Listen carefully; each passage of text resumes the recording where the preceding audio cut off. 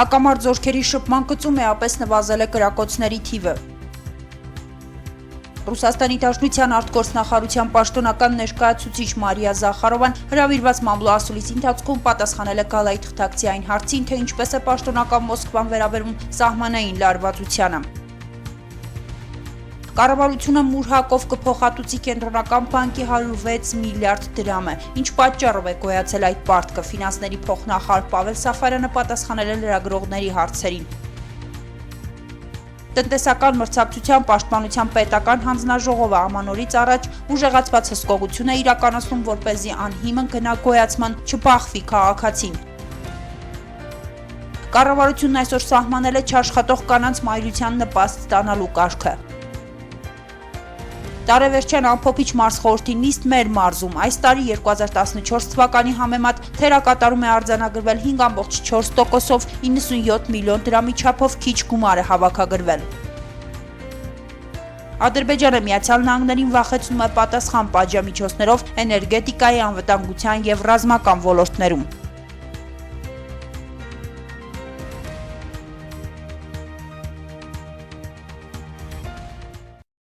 Նախորդ օրերի համեմատ Ղարաբաղի ադրբեջանական հակամարտ զորքերի շփման գծում էապես նվազել է կրակոցների թիվը։ Դեկտեմբերի 23-ին և լույս 24-ի գիշերը հակառակորդը հիմնականում օգտագործել է տարբեր դրամաչափի հրաձգային զինատեսակներ, հայտ իշխապանների ուղղությամբ արձակելով շուրջ 1000 կրակոց։ Լեռնային Ղարաբաղի Հանրապետության պաշտպանության նախարարության մամուլի ծառայությունը հայտնում է, որ պաշտպանության բանակի առաջապահ զորամասերը պահպանել են առաջնագծում հաստատված հարաբերական անդորրը և շարունակել վստահորեն իրականացնել իրենց առջև դրված մարտական խնդիրը։ Ռուսաստանի Դաշնության արտգործնախարարության պաշտոնական ներկայացուցիչ Մարիա Զախարովան այսօր հրավիրված բրիֆինգի ընթացքում պատասխանել է Մոսկվայում Գալայի թղթակցի այն հարցին, թե ինչպես է պաշտոնական Մոսկվան վերաբերվում սահմանային լարվածությանը։ Какова позиция МИД РФ по этому вопросу и как Россия характеризует напряженную ситуацию в зоне Карабахского конфликта? Спасибо. Что касается ситуации в Нагорно-Карабахском урегулировании, я вам могу сказать наши оценки. Хотела бы подчеркнуть, вы знаете об этом, о том, что 19 декабря в Берне в соответствии с ранее достигнутыми... Ուզում եմ ընդգծել, որ դեկտեմբերի 19-ին Բեռնում նախնական պայմանավորվածության համաձայն տեղ ունեցավ Հայաստանի և Ադրբեջանի նախագահների հանդիպումը ԵԱԿ Մինսկի խմբի համանախագահների մասնակցությամբ Ղարաբաղյան կոնֆլիկտի կարգավորման վերաբերյալ։ Չնայած հանդիպումը բեկումն այն չեղավ, սակայն դա հնարավորություն էր դեմ առ դեմ հանդիպելու։ Կողմերը կարողացան քննարկել այն բոլոր առաջարկները, որոնք դրված են բանակցային սեղանին, և ճշգրտել դիրքորոշումները վիճելի հարցի վերաբերյալ։ Հաստատվել է կողմերի պատրաստակամությունը շարունակել աշխատանքը Մինսկի խմբի շրջանակներում։ По спорным вопросам. Подтверждена заинтересованность к продолжению работы в Минском формате. Զախարովան նաև ընդգծել է, որ Ռուսաստանը դրական է վերաբերվում քաղաքական երկխոսությանը բարձր մակարդակով, որն ուղղված է կոնֆլիկտի կարգավորմանը, բացառապես խաղաղ ճանապարհով և դիվանագիտական հարթությունում։ Ռուսաստանը հույս է հայտնում նաև, որ ԵԱԿ Մինսկի խմբի համանախագահների միջնորդական աշխատանքները կշարունակվեն նաև առաջիկայում։ Кроме того, как и раньше, Российская Федерация будет предпринимать самостоятельные усилия, чтобы... Բացի այդ, ինչպես և նախկինում, Ռուսաստանի Դաշնությունը կձեռնարկի նաև ինքնուրույն ջանքեր, որպեսզի օգնի երկու երկրներին հասնել փոխհամաձայնության։ Կառավարության նիստի սկզբում տարածքային կառավարման և արտակարգ իրավիճակների նախարարի առաջին տեղակալ Վաչե Տերտերյանը ներկայացրեց նախագիծ, որով առաջարկվում է հայտարարված մրցույթների արդյունքում տնտեսված միջոցները ուղղել Արմավիրի մարզպետարանի էլեկտրոէներգիայի ձևավորված պարտքի մարմանը։ Վարչապետը աշխատակազմի ղեկավարին հանձնարարեց պահանջել և իրեն ներկայացնել հիմնավորումներ։ Սա չեմ ստորագրել, մինչև հիմնավորումը ինչ է նշանակում, լրացիչ օգտագործել են։ Ինչի համար են օգտագործել, պետք է հիմնավորի 500,000 դրամ չի, 300,000 դրամ չի, 7,700,000 դրամ է։ Եթե տնտեսած փողկա չի նշանակում, որ պետք է մեկ այդ փողերը բաժանեք այս կամ այն կողմ, պետք է հիմնավորում լինի տակը։ Ինչեւ հիմնավորում չներկայացնի մարզպետը, սա չենք ստորագրել եւ նաեւ պետք է բացատրություն տա, թե ինչի համար են այդքան ծախսվել։ Ուրիշ մարզպետարներում չկա նախարարություններում։ Կենտրոնական բանկը նախորդ տարիներին 106 միլիարդ դրամի պարտք է կուտակել, որը կփակի կառավարությունը մուրհակի միջոցով։ Ֆինանսների փոխնախարար Պավել Սաֆարյանը նիստի ավարտին լրագրողների հետ զրույցում խոսելով այն մասին, թե ինչի հետևանք է Կենտրոնական բանկի կողմից նման քանակությամբ կուտակված պարտքը, ասաց. Ես ուզում եմ ձեզ ասել, որ նույն Կենտրոնական բանկի օրենքով, օրենսդրությամբ յուրաքանչյուր տարի աուդիտի է ենթարկվում եւ ծախսերը եւ եկամուտները Կենտրոնական բանկի եւ երրորդը դա նաեւ ազգային ժողովում երբ որ տարեկան հաշվետվություն է ներկայացում յուրաքանչյուր տարի այլ 4-րդ բան եթե դուք կարող եք առաջարկել ինչ կարելի անել մենք քննարկենք Կառավարության նիստից հետո լրագրողների հետ զրույցում տնտեսական մրցակցության պաշտպանության պետական հանձնաժողովի նախագահ Արտակ Շաբոյանը խոսելով ամանորից առաջ շուկայում անհիմն գնագոյացման դեպքերի մասին ասաց, որ իրենք խոշոր ընկերություններից 2 օրը մեկ տեղեկատվություն են ստանում նրանց գնային քաղաքականության եւ ծախսերի վերաբերյալ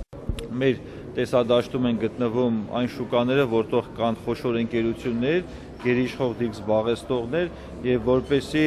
պահանջարկի աշխուժացման արդյունքում այնպես չստացվի, որ խոշոր ընկերությունները առիթից օգտվեն եւ հակամրցակցային գործողությունների արդյունքում գնային չարաշահման երևույթներ իրականացնեն, այդ իսկ պատճառով սովորաբար ամեն տարի, այս տարի եւս ամանորի նախաշեմին ուժեղացված հսկողություն ենք իրականացնում, հատկապես այն շուկաներում, որտեղ գործունեություն են իրականացնում խոշոր ընկերությունները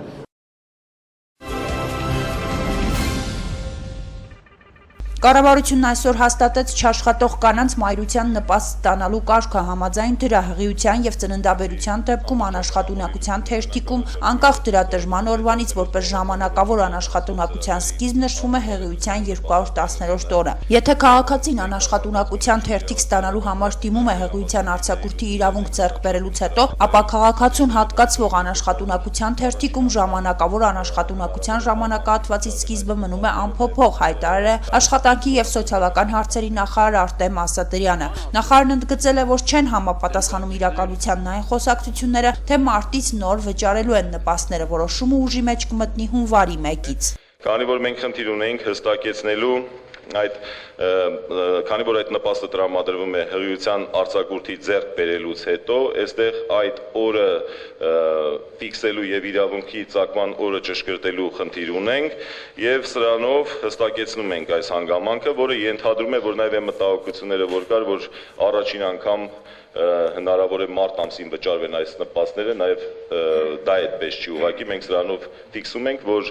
առողջապահական կազմակերպությունները, որոնք կտրամադրեն ժանեկան անաշխատունակության թերթիկը,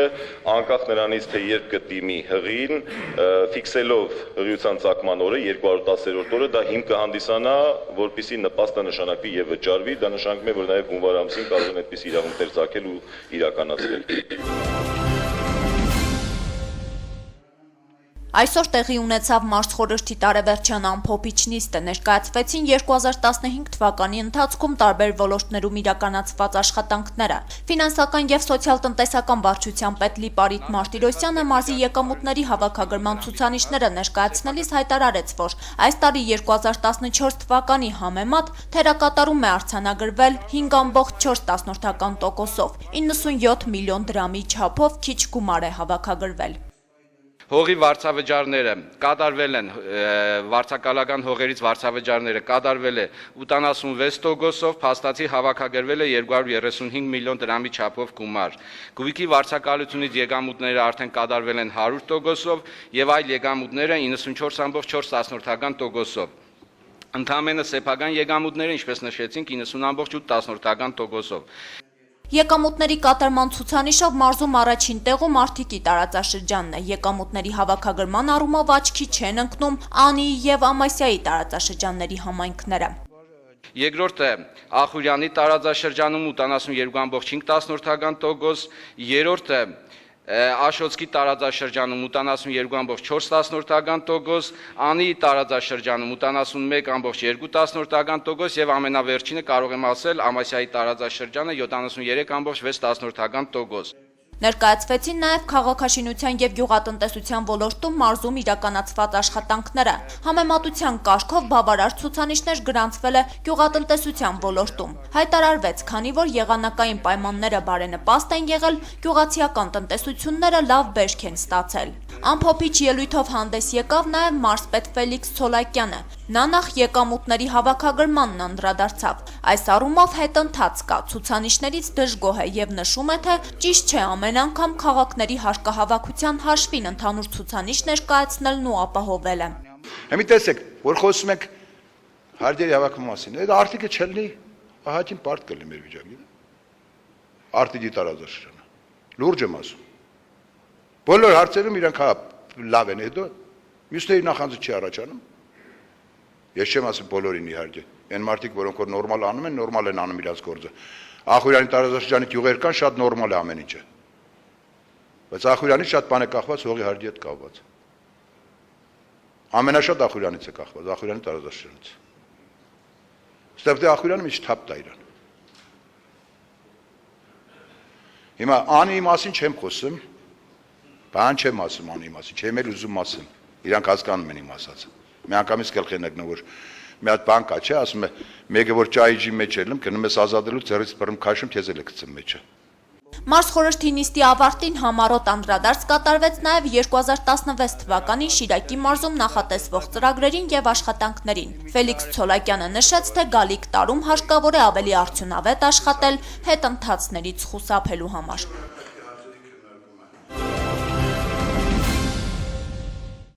Այս տարվա ընթացքում Հայաստանի տնտեսության ոլորտում կատարված զարգացումները ցույց տվեցին, որ 2016 թվականին մեր երկիրն ամբողջ աշխարհում ավելի վատ զարգացման տեմպեր է գրանցելու, համոզված է փորձագետ Արտակ Մանուկյանը։ Նրա կարծիքով միայն արտաքին մարտահրավերների, իսկ ավելի կոնկրետ Ռուսաստանի Դաշնության տնտեսական խնդիրների պատճառով չէ, որ հայաստանյան տնտեսությունը հասել է այս իրավիճակին։ Չէ՞ որ կա նաև ներքին արդյունավետություն։ Դու պետք է ինչ-որ մի քայլ անես, օրինակի համար տնտեսության մոդել փոխես, ինչը մենք նկատում ենք, որ կառավարությունը չի անում, բացի այն, որ տարատեսակ դրամաշնորհներ է վերցնում իբր թե բարեփոխումների համար, բայց տնտեսական առումով որևէ իրական փոփոխություն չկա, ասում է Արտակ Մանուկյանը։ Ըստ փորձագետի ստացվում է, որ Հայաստանը տարիներ շարունակ վարկեր է վերցնում, ավելացնում արտաքին պարտքը, որի հաշվին իբր թե տնտեսությունը պետք է զարգանա, սակայն պատկերը մնում է այսպիսին. 2016-ին Հայաստանի ժողովուրդն ավելի վատ է ապրելու, քան աշխարհի որևէ այլ երկիր։ Վիճակագրությունը փաստում է, որ նախորդ տարիների համեմատ 50%-ով նվազել են Հայաստան ներմուծվող տրանսֆերտների ծավալները, ու ըստ փորձագետի հավանական է, որ առաջիկայում դարձյալ կրճատումներ տեղի կունենան։